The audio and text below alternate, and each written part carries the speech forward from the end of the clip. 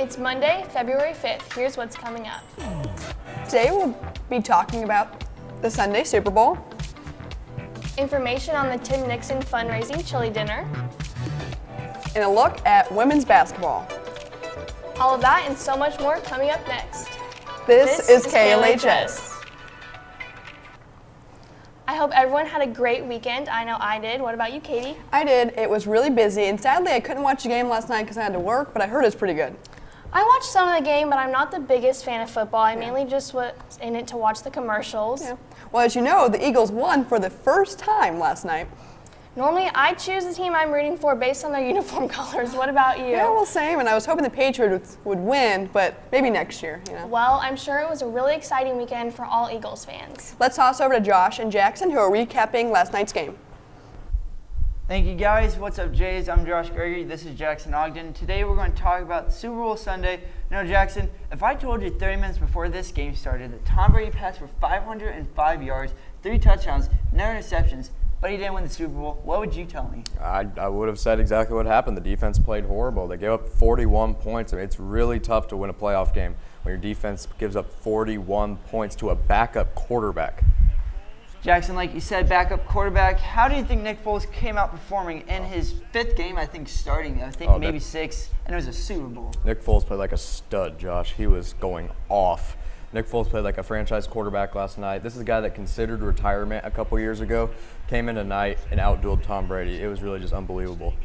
Jackson, also the Eagles' running game came out pretty good last night. After seeing the Eagles' running back core, how do you think they performed? They played pretty well. I mean, you have to versus the Patriots. You have to get a ground game going to open up the passing game. And they were able to do that with Ajayi and Blunt, and then opened up the windows in the passing game where they were able to hit Jeffrey and Aguilar a couple times. I don't know about you, Jackson, but I know at the end of the game when Zach Ertz just hit that touchdown right there, it was under review. People were wondering if the ball hit the ground. What do you think about that? Was that a touchdown? That's absolutely a touchdown. You just have to use common sense there. I mean, if you would say that's not a touchdown, that would have been completely rigged. That is obviously a touchdown. You see that with your own 2 eyes. Anybody would say that's a touchdown. I do have one note to say. Nick Foles does have better hands than Tom Brady. We all learned that yesterday. That's all we have for today. Make sure to come back for 21 and under as we talk about how the Sapphires did down in Florida and how Swim did over the weekend. Now, that's all we have today. Now back to Katie and Brooke.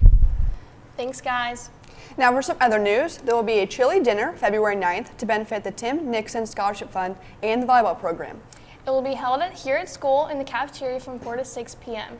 The cost will be $5 per person, and you can purchase your ticket in the office, athletic office, or at lunch. Make sure to come support these 2 awesome causes and buy a ticket before they sell out. I know I don't want to pass up food, so I will for sure be there. Me too. Also, our women's basketball team have been doing great this year, so let's take a look to see more. The Lady Jays basketball team has a very major change in staffing this year.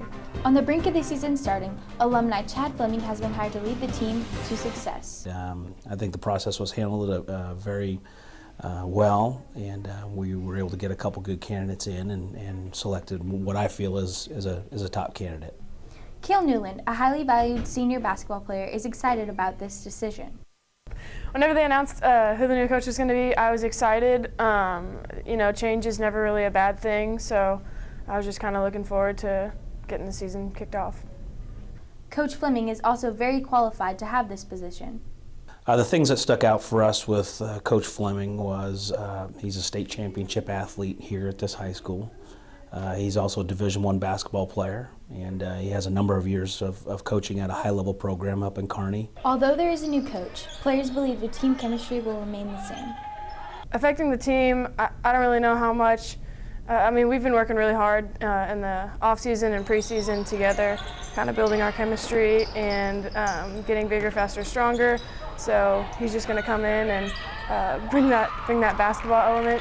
The coaching style, on the other hand, will change in several different ways. His style, he's very skill-oriented and kind of getting better as an individual. We kind of just started practice, so we're working on the team defense and putting some new offense in.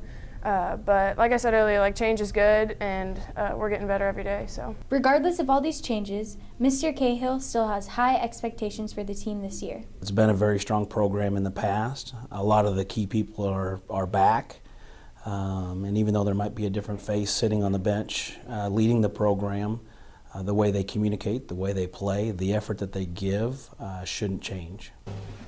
The first home game is November 30th at 7 p.m. against the Kearney Bulldogs. Come out and support the Lady Jays basketball team and their new coach. This has been Anna Ballard, Kennedy Foster, and Shay Turner reporting for KLHS. Thank you, Anna, Kennedy, and Shay. Also, Cheer will be having a Nationals preview tonight after the women's game, so make sure you stick around and watch it. We had some slightly unexpected snow yesterday, and I'm curious to see what the rest of the week brings for weather. So let's toss it over to Nick. Thank you, Brooke. What do you say, Jays? Welcome back to my rendition of weather. Most of us woke up to snow on Sunday that we were not expecting, but that didn't stop us from coming to school this morning.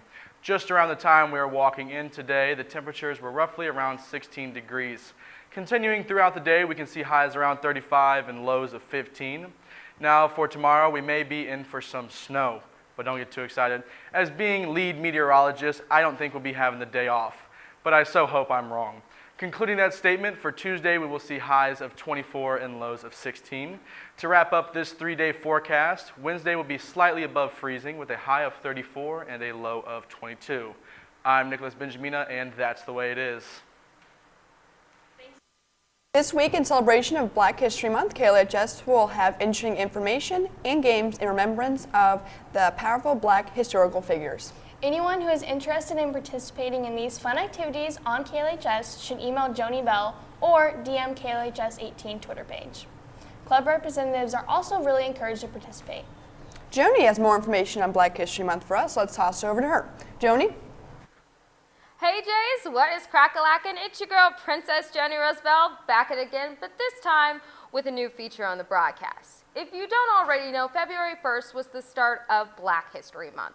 The ASIM and Equity Council have paired together to inform and inspire LHS students and staff alike about significant Black figures for the entire month of February. So yes, you guessed it right. I, along with other special guests from LHS activities, will be doing a massive takeovers of the daily shows. Now let's get started. At Liberty High School, there are a lot of different ethnicities and races all within our school, and you can thank Thurgood Marshall for that. The descendant of slaves, Thurgood Marshall graduated from an all-black university in Pennsylvania in 1930, then received a law degree from Howard University in 1933. He opened his own law practice in Baltimore and became known as a lawyer who would speak up for the rights of African Americans. This led to a job with the National Association for the Advancement of Colored People, also known as the NAACP, in 1936.